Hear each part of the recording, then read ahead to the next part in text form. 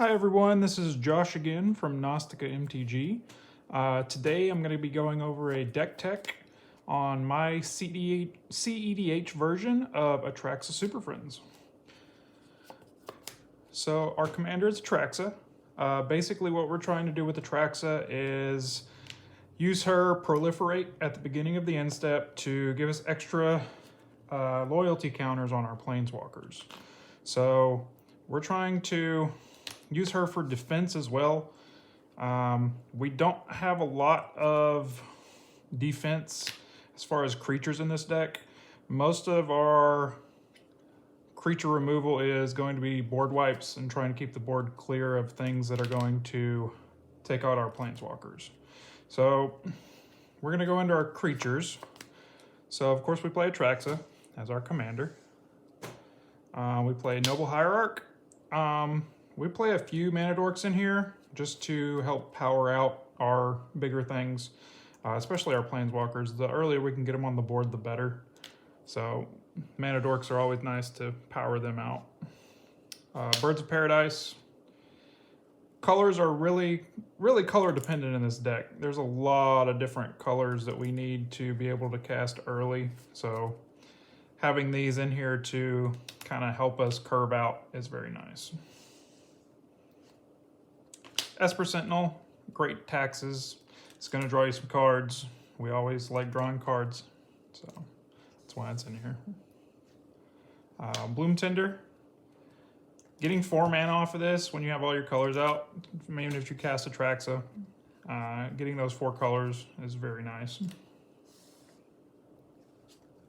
Thassa's Oracle. We do play Thassa's Oracle combo.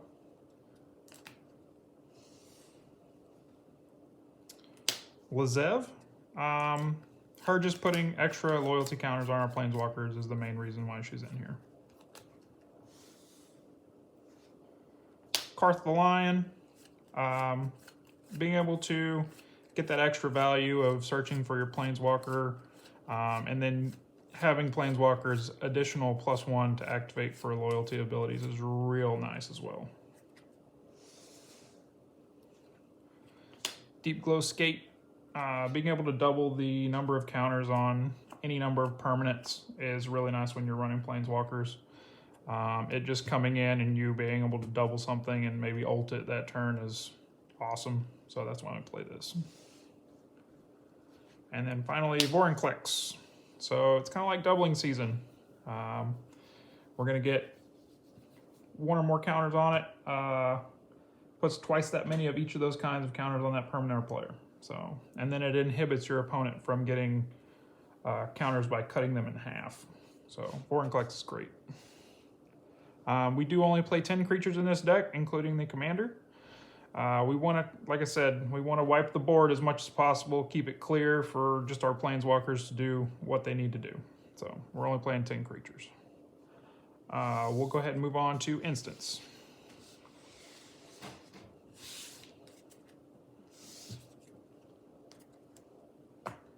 We're playing 18 instants. Start off with Swords to Plowshares. Cheap removal. Always great to have cheap removal. Get something off the table. Path to Exile. Same thing. Keep the table clear. Swan Song. Being able to counter something with 1 blue is great. We don't really care too much about the bird. Other than that, it's a great source of counterspell. Vampiric Tutor. Search up our combo, search up removal, one of our planeswalkers that can ult that turn kind of thing. So great search tool. Mystical Tutor, also combo piece search. Maybe go get a counter spell, put it on top. A lot of different utility issues. Maybe go get a board wipe. We need to wipe the board next turn. Go ahead and put it on top, draw it, clear it out. Enlighten Tutor. Once again, search is great. So, Demonic Consultation for Thassa's Oracle combo can also be used as a tutor if you're that desperate.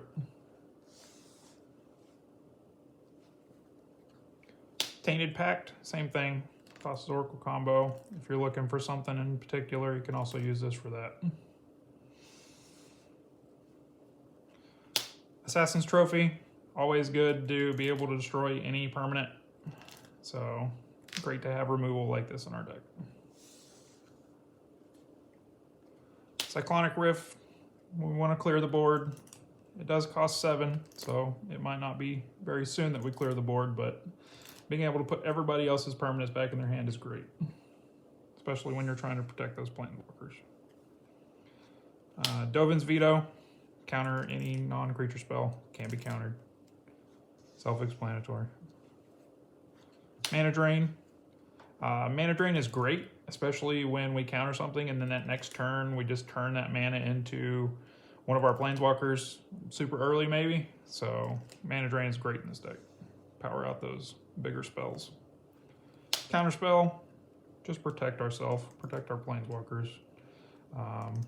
Fire it off when we need to. Fierce Guardianship, I like playing all of the free counter spells that I can. Most of the time we want to have Atraxa on the board, so that's why this is in here. Force of Negation, once again, free counters. Fairy's Protection, removes you from the game. So if you want to protect yourself and your planeswalkers, this is the way to go. Anguish Unmaking. Once again, being able to get anything off the board like Assassin's Trophy is really nice. Non-land permanent. And then last is Force of Will. Like that. Free counters are nice. That is 18 in total. And we'll go ahead and move on to sorceries.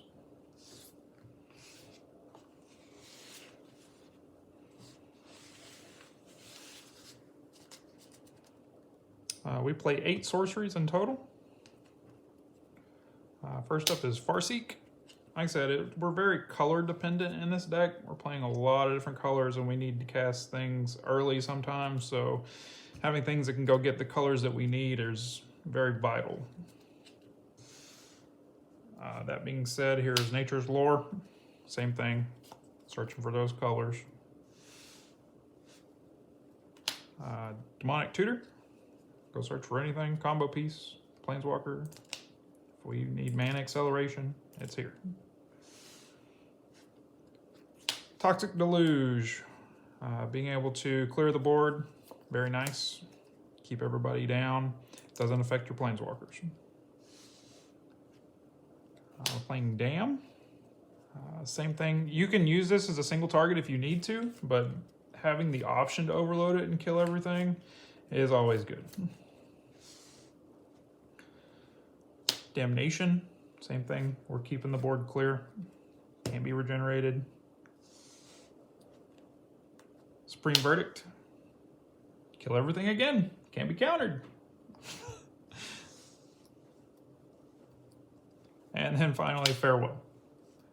This exiling actually helps a lot sometimes, especially when you're playing against like artifact or graveyard decks, where you're just like, farewell, I exile all artifacts, creatures, enchantments, and graveyards.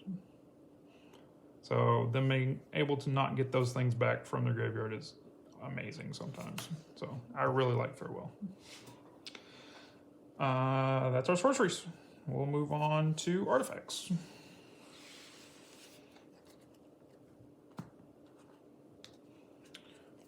First up is Mana Crypt.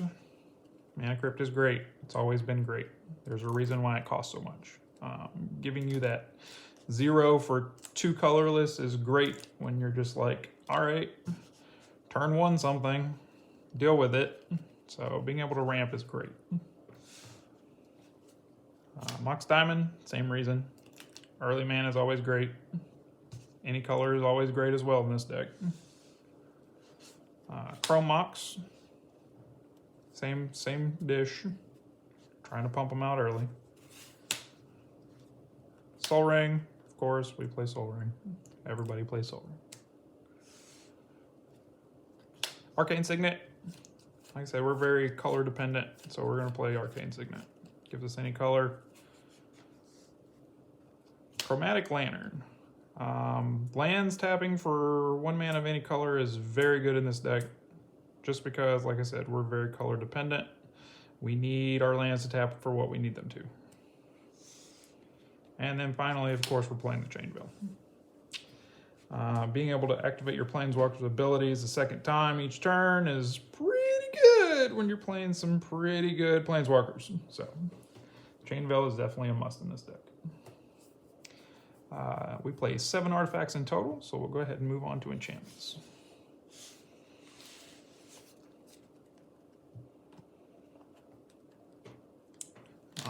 We play 8 enchantments. So first off, we're playing Mystic Remora.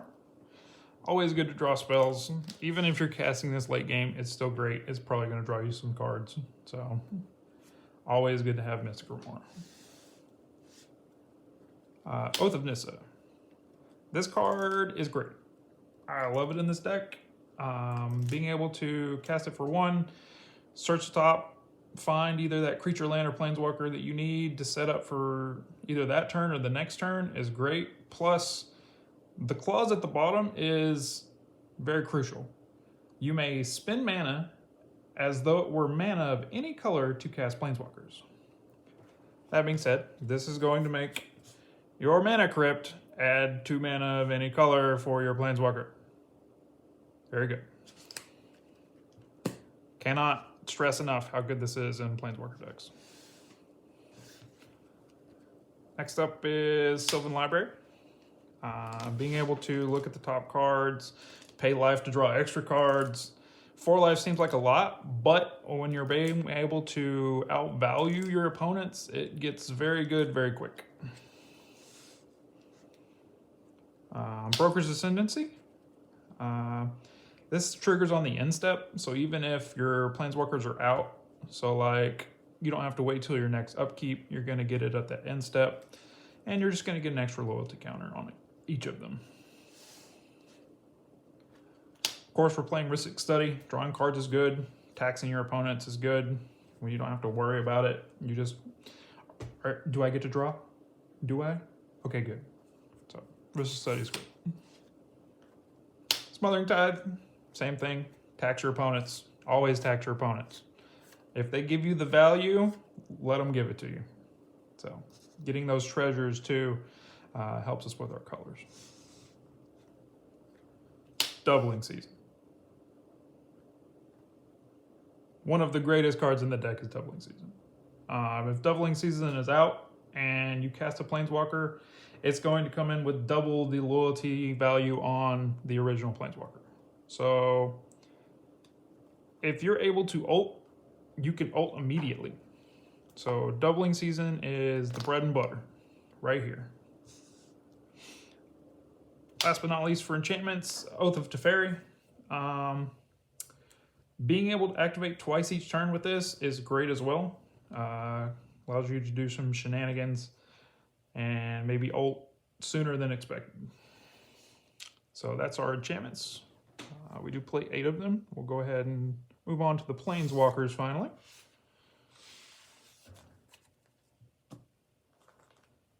Play 16 Planeswalkers.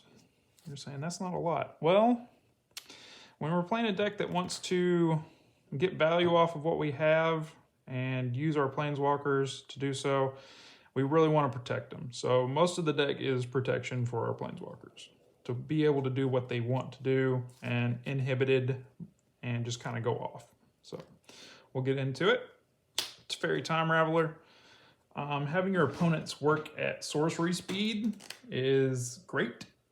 Its other abilities are great, but just being able to slow down your opponents is the #1 reason why he's in here.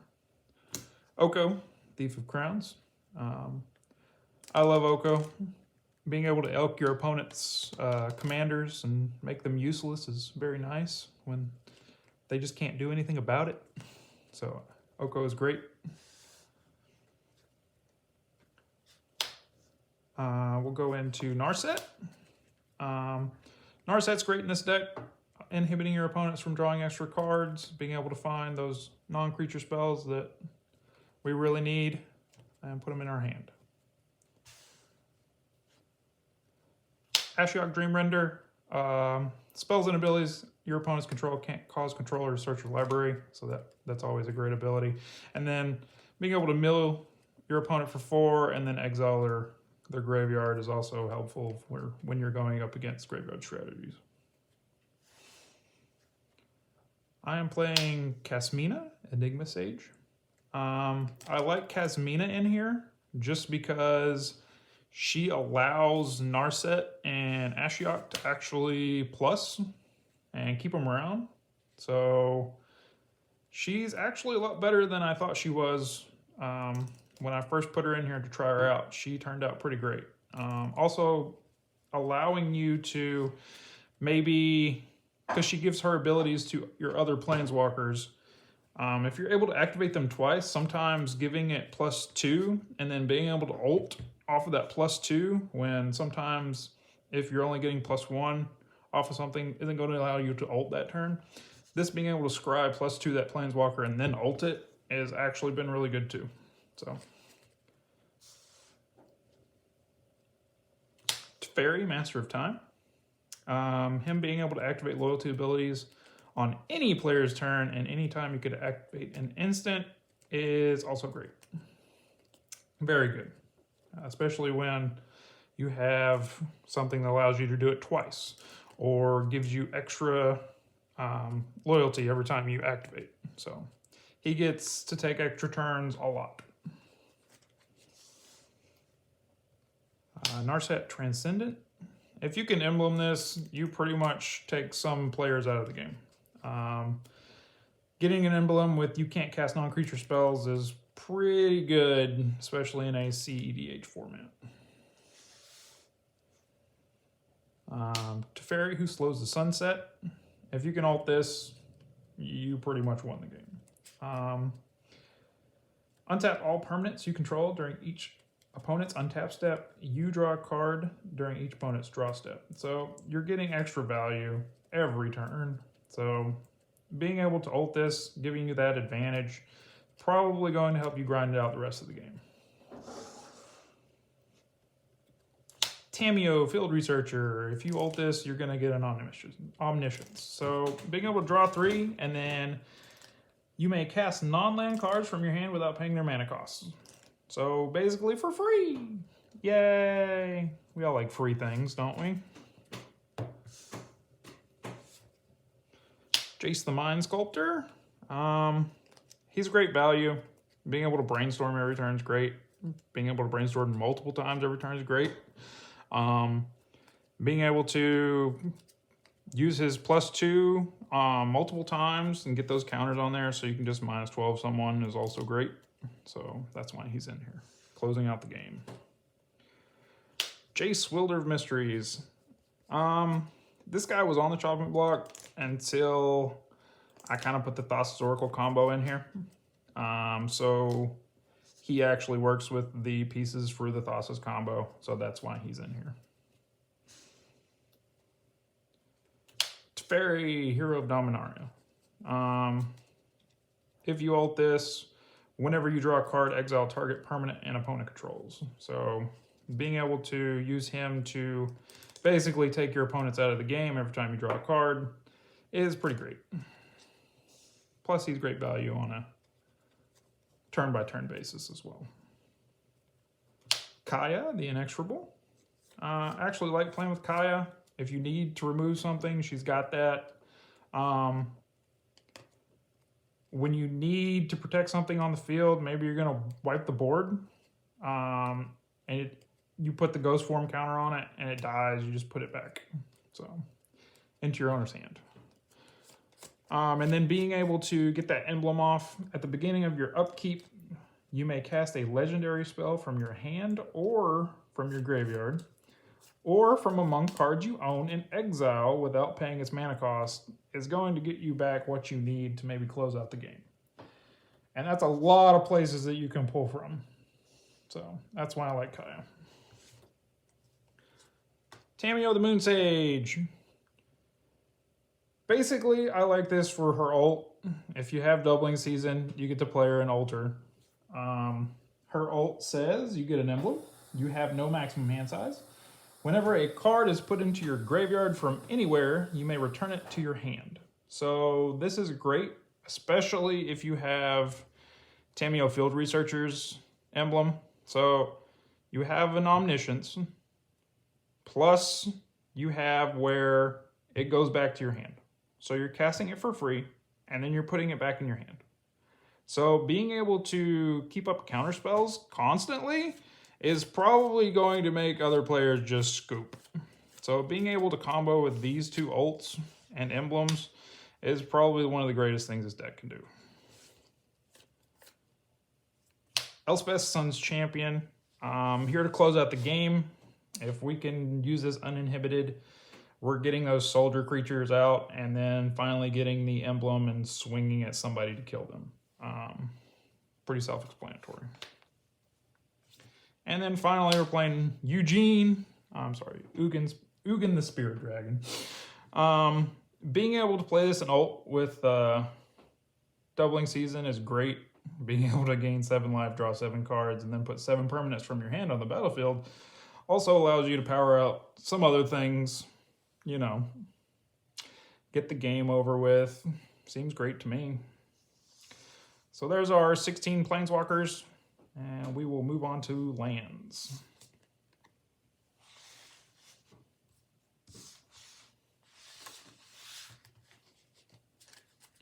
We're playing 33 lands in the deck. We'll go through them individually. Ancient Tomb, pretty self-explanatory. Powering out things early, it's always good. Beseiju, who endures. Being able to destroy things at instant speed with uncounterable seems great to me. Seems great to me. Yavimaya, we do play all 10 fetches in here, so sometimes turning those into forests is pretty good when maybe we've run out of things to fetch or maybe we don't want to take damage. So Yavimaya is great in here. That being said, we're also playing Urborg, same thing. Verdant Catacombs, like I said, we'll play all 10 fetches. I'll go through those real quick. Wooded Foothills, Windswept Heath, Scalding Tarn, Bloodstained Mire, Misty Rainforest, Arid Mesa, Polluted Delta, Flooded Strand, Marsh Flats, and that's done. Moving on, we play Rejuvenating Springs. Blue-green is predominant colors in our deck. Being able to play this untapped is great. Promenade comes in and play untapped. We always want to play untapped lands. Undergrowth Stadium, same thing. Moving into duels, we do play Bayou, Tundra, Savannah, Tropical Island, Underground Sea, and Scrubland. Moving on to Shocks, we play Temple Garden, Breeding Pole, Overgrown Tomb, Hallowed Fountain, Godless Shrine, Watery Grave,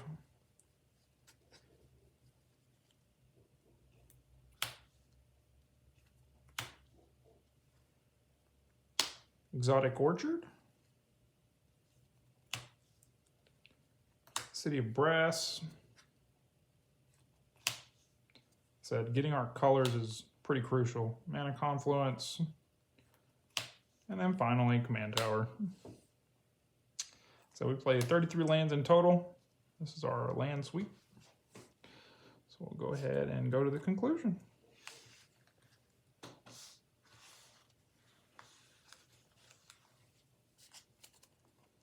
So this deck has been pretty great. I always play with it every now and then. Always have a great time playing it, being able to kind of control the board, kind of do what I want to do, especially when I'm being uninhibited by other players. And it's always good to do big flashy things. So that's why I like Atraxa. That being said, thank you for watching. Please like and subscribe if you like this content. I plan on doing more CEDH versions of different decks that I play in the future. Thank you very much.